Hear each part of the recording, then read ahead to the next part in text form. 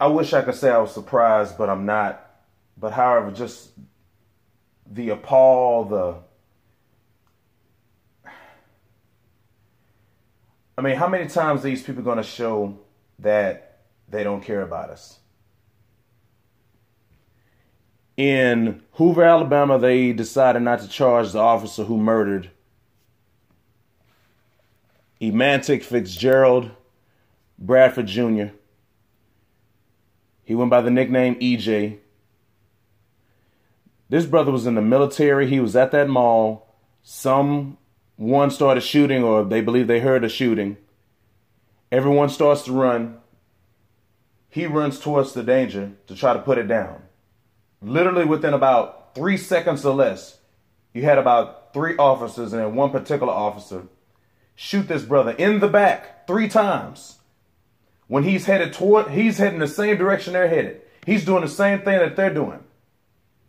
You know, now, when they talk about this police training and situational training, I would think that in a situation like that, where something breaks out, it seems they were in the vicinity, because in some of the camera footage that was shown, for them to be able to get in the camera footage within seconds, they would have already had to been close. So you hear the sound, you see everyone run away, and you see a dude with a gun running towards the danger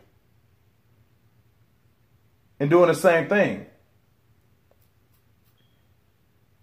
And he's not firing his weapon. He doesn't have it in the air. He has it down just like any officer would, law enforcement, or any person who has any weapons training. He's got the gun at the ready to his side to deal with the situation. He was just trying to help his friends. And this brother gets cut down by these incompetent... I can't even find the words right now. I mean, I'm not surprised, but I'm just so appalled at these people. And I don't know how they could just sit around and just act like that they have some kind of justification, or this is right, or they just sit here and they make these excuses and they cape for these so-called police. I just don't get it.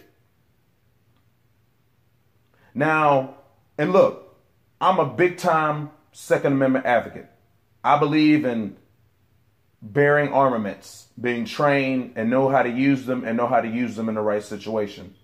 And even knowing how to do other things to try to de-escalate situations without having to produce a weapon first and foremost. Because when you get training of any type of a weapon, you get training or just defense. When you get defense training or any weapons training, a lot of that defensive training and situational training you get before you even get the weapon, because you need to know how to handle yourself beforehand, with or without the weapon, and then if you should have to produce the weapon, what to do. But all these Second Amendment advocates, all you conservatives, Republicans, constitutionalists, whatever you call yourselves, the NRA sycophants, which the NRA sells you out time and time again. Just go look at the history of it. Assault rifles banned, bump stocks now, the NFA, 1934. NRA signed off on all that stuff, but they're supposed to be so pro-Second Amendment. But they support all of the gun constrictions, or restrictions, I should say, that have been put in place for almost 100 years now. This brother was exactly what they always call for when we see these shooting situations that involves people that look like them take down. This was a good man, a good guy with a gun, trying to stop something that he thought was bad. And he gets punished for it. So, for all the Second Amendment people, for all the constitutionalists out there, for all the NRA people, for all the guns right people, where you at? I'm calling you out. Where you at? Because see, if this was one of yours, I bet you'd be taken to the streets. I bet you'd be demanding some type of change or some action. I bet you'd be calling out, protesting, advocating for the rights of gun owners, talking about how we need change in policing, or making sure this officer did everything that he should have done, or revisiting the policies of this police force.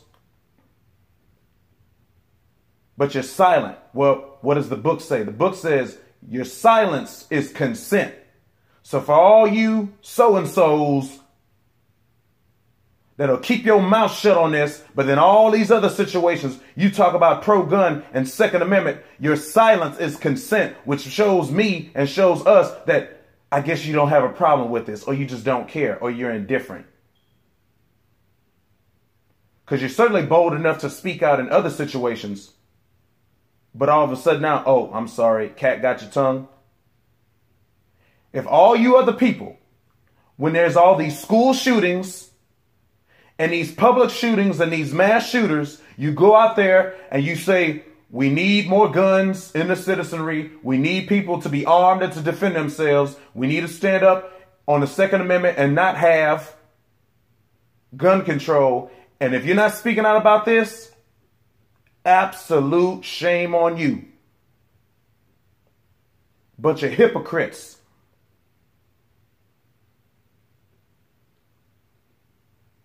And for the past couple of years now, the FBI has been talking about they're going to do a lot of investigations and psychological analysis of these mass shootings and active shooters that have been going on to see if they can maybe determine any type of patterns, which we already kind of know what the patterns are.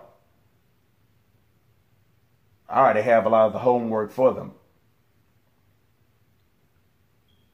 But, and not even under the previous administration, because this stuff was even going on then. Where was the call to research and investigations, think tanks, and psychological evaluations in the culture of policing when it involves race, when it involves darker skin colors, and the way that particularly white males or other males that are not brothers, what's really in their minds and what's really in their thoughts and their hearts when they see us, especially when they see us with a threat, whether if you look a certain way or if you have a weapon or if you don't or whatever the situation, they see that skin and they assume you're a threat. And then if you have maybe something else going on about you, whether if it's your posture, if you don't back down, if you're not afraid, if you have a certain stature, if you maybe have a weapon, whatever the case is, they're even more threatened. Can we get some evaluations into that? Can we get some research into that? Can we have a national call for research and investigations for that? Can we get some think tanks to look into that? Can we activate these different investigative agencies of the government to look into those things? Or universities or nonprofit organizations? They want to talk about mental health and psychological evaluations for all these other situations. Well, how come we can't call into psychological evaluations and mental health for these cops? And a lot of these cops, or at least a number of these cops, are former veterans. So we know that veterans go through certain mental health issues. So they go from veterans to being on the force, and they may not have these medical issues dealt with, combined with other issues that may already be there that may involve issues with color. I mean, that's just a bad recipe. You're asking for a bad combination. I mean,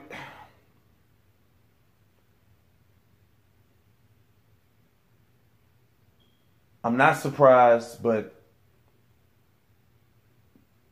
every time stuff like this happens, I have to really sit back and look at this country and look at these people. Like, really?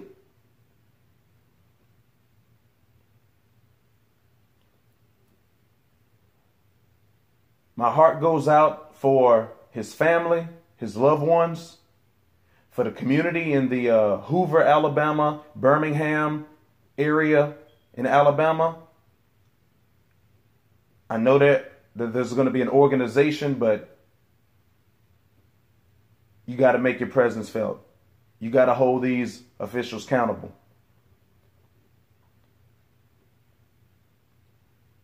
We need to strengthen ourselves in our communities.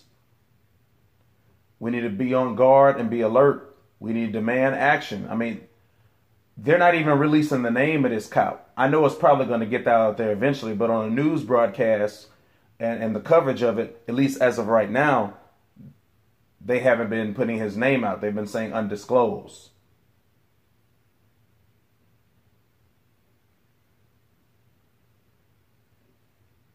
But we have to make the change. We can't allow stuff like this to continue to happen. And I know this has been going around. Some people have been asking these questions in just a lot of different situations of, if you see something going down, should I get involved? Should I respond? I hate to turn into that type of person, but you have to sit back and evaluate this country that we're living in for right now. Like this one racist white female commented. It was at a town hall meeting or something like that, and she made a comment that gun rights is only for quote unquote white supremacists. That's how she put it. We call it whiteism, but that's what she called it. She said that gun rights, this stuff is only for them. And I understand that. I understand that the system that they've set up, these so-called laws and codes that they've set up, were really only supposed to be for their benefit. But just like people in the past have said, the nation state of Rhodesia told you what they were about. The apartheid regime in South Africa told you what it was about. With these southern states and these Dixiecrats and people like George Wallace, they told you what they're about. The KKK tells you what they're about. The neo-Nazis tell you what they're about. The alt-right, all those types, they tell you what they're about. George Wallace stood up and said segregation now, segregation tomorrow, segregation for forever. They weren't about integrating. They didn't care about justice. They didn't care about civil rights. They didn't care about equality. They told you what they're about. So all these other racist regimes that you've had out there, they were honest. The Nazis in Germany, Hitler, they told you what they were about. The fascists in Italy and Mussolini, they told you what they were about. They didn't go around and say, we hold these truths. All men are created equal. We the people. They didn't go out there and use these platitudes and be hypocrites. They told you they weren't about equality. They told you they weren't about justice. They told you they weren't about fair play. They told you they weren't about all people. They told you it was just about them and theirs and for themselves.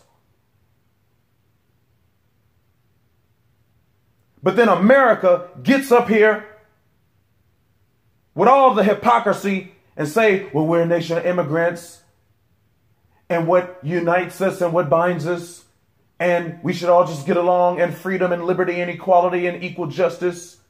All men are created equal. And then we'll have the audacity to sit back on that high horse and pass judgment on the rest of the world and talk about, you need democracy. You need to treat your people better. You need to end these civil wars. We don't need to have any sectarian violence out there. You need to have fair elections. You're violating human rights.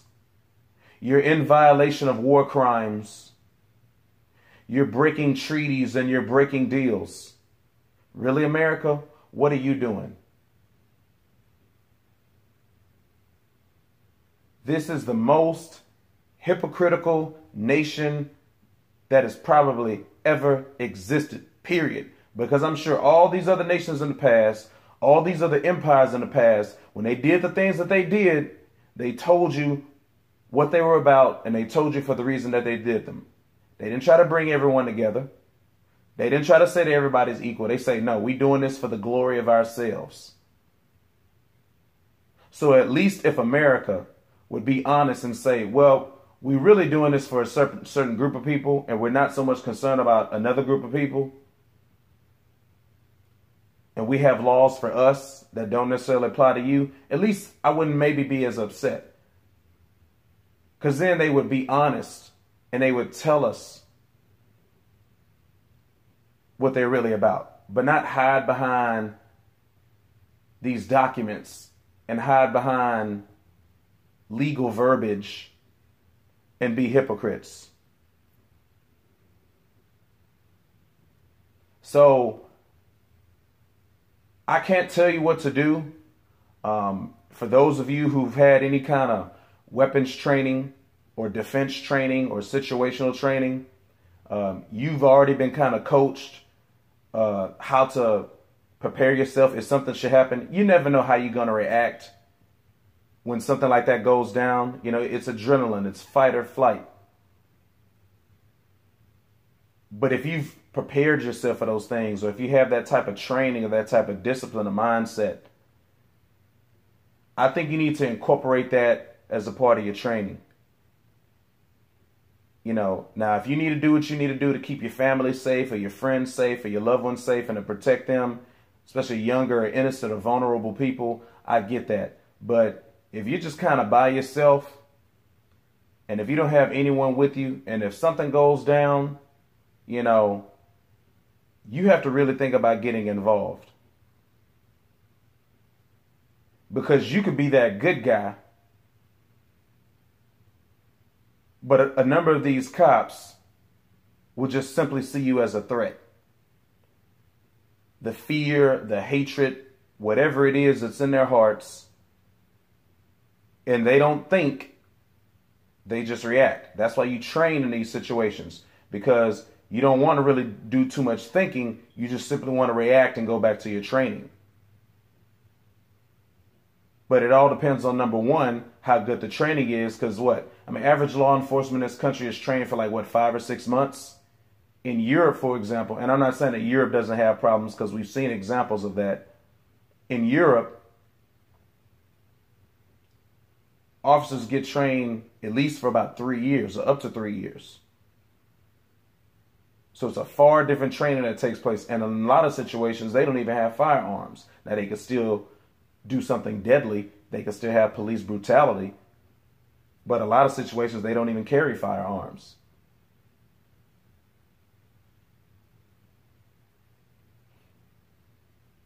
So, I mean, when something goes down, and just like it's taught in certain segments, you know, especially if you're by yourself, you have to think about your safety. Because all these other mass shooters, all these other active shooters, they could shoot up a school, they could shoot up a church, they could shoot up a synagogue or a mosque, they could shoot up anything.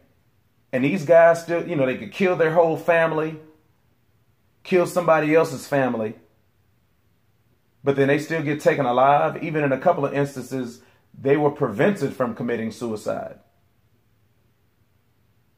But a brother who was in the military, in your army, who was trying to help out, he gets cut down. Dylan Ruth shoots up an entire church. He says, "Oh, I'm hungry." They take him through a drive-through to get some food. Are you serious?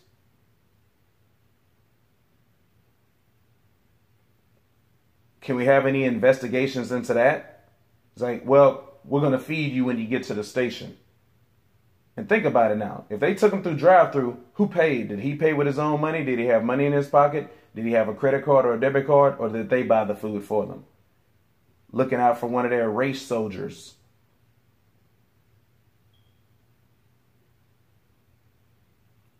So this is to all my people, you know, we just have to rethink these things. You know, heaven forbid you're ever in a situation like that. But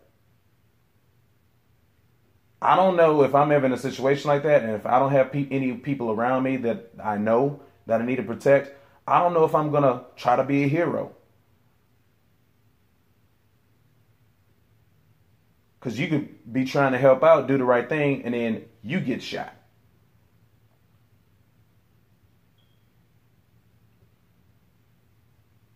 And to go back to this, well, never mind. I'm not going to necessarily say that in this situation, but We need to strengthen ourselves and our communities. We need to start providing protection and surveillance for our own and stop being dependent upon the system. You know, and economics and education and faith and making our own policies, those are the places to start. I'm with the people in the Hoover, Birmingham, Alabama area. And while we could try to contribute across the nation, even the world, ultimately it's going to have to be the people who are going to be in the area in this specific instance to see if they can try to make some difference. As the rest of us do what we can in our own local areas.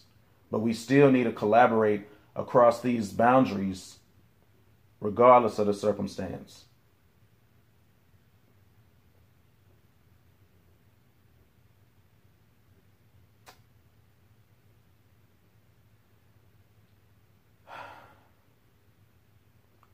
I didn't mean to really get into this much in this video, but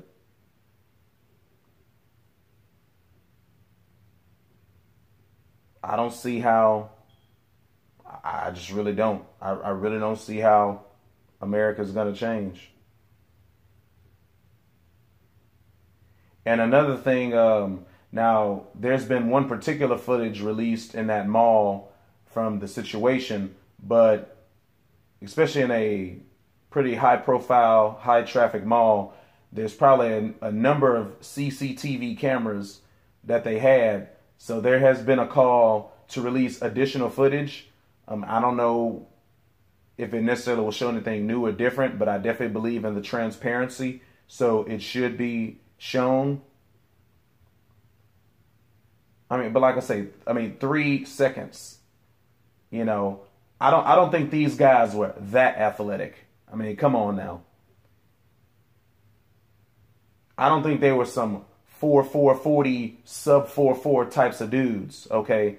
So within 3 seconds and you're running and he's running, that means you're probably in the vicinity of each other, you know, and I know a lot of them think that we may look all alike. But if you notice this one brother who was in that same area, pulled out his weapon, ran towards the danger to help the situation.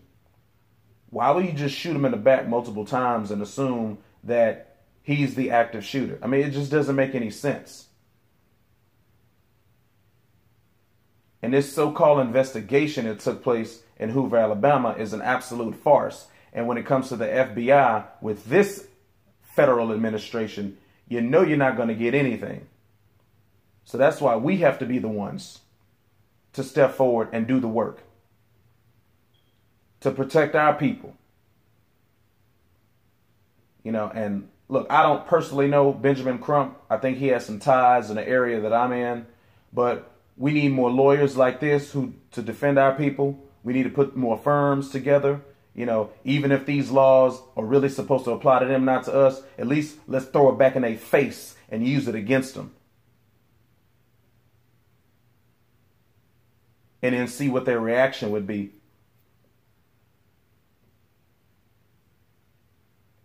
For these brothers who maybe went through that Johnny Cochran school or whatever, you know, that's why I study these laws. And I look at these statutes.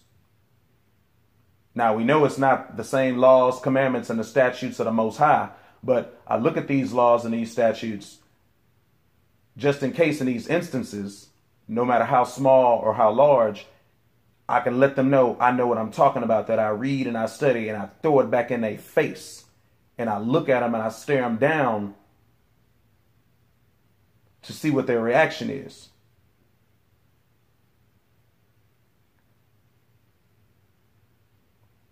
So, pray for the Bradford family, for the loved ones, for the community of Hoover and the Birmingham, Alabama area.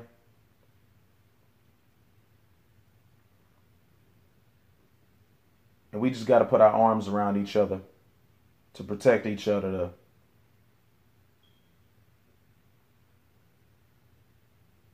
make sure stuff like this at least can't happen as easily.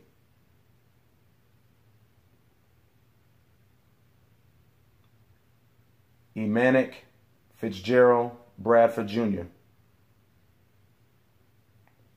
Rest in power, brother.